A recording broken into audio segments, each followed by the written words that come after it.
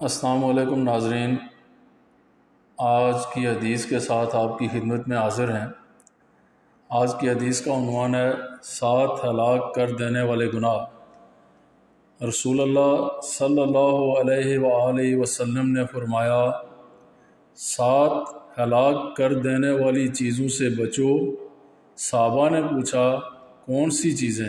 تو آپ صلی اللہ علیہ وآلہ وسلم نے فرمایا، شرک، مال کی حرص، قتل، سود، یتیم کا مال کھانا، مارکے سے بھاگ جانا اور مومن عورتوں پر تہمت لگانا۔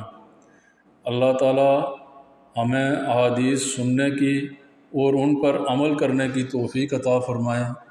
کل انشاءاللہ ایک نئی حدیث کے ساتھ آپ کی خدمت میں حاضر ہوں گے۔